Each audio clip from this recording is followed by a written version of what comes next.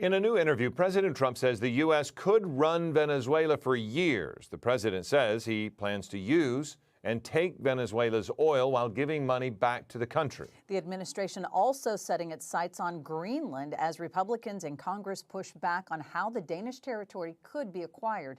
ABC's Perry Russum has more from Washington.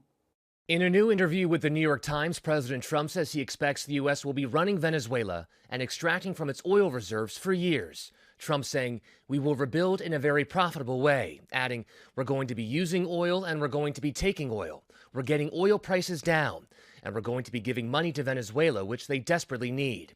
Trump acknowledging to the Times it will take years to revive the country's neglected oil sector. It's not clear what legal authority the administration is using to commandeer Venezuela's natural resources.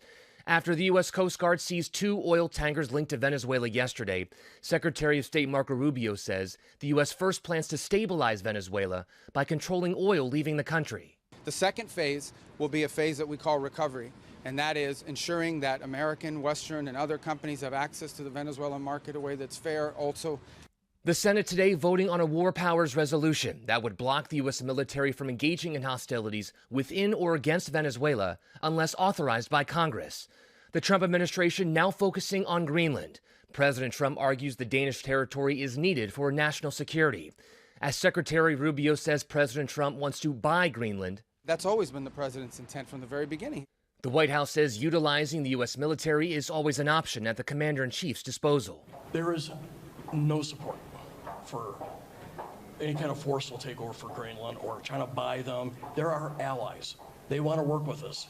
House Speaker Mike Johnson says using the military is not an option. I don't even think that's a possibility. I don't think anybody's seriously considering that. And in the Congress, we're certainly not. Days after President Trump threatened military action against Colombia, Trump is now inviting Colombia's president to the White House. The 2 leaders spoke on the phone yesterday. Trump says he appreciated the call and the tone. Perry Russum, ABC News, Washington.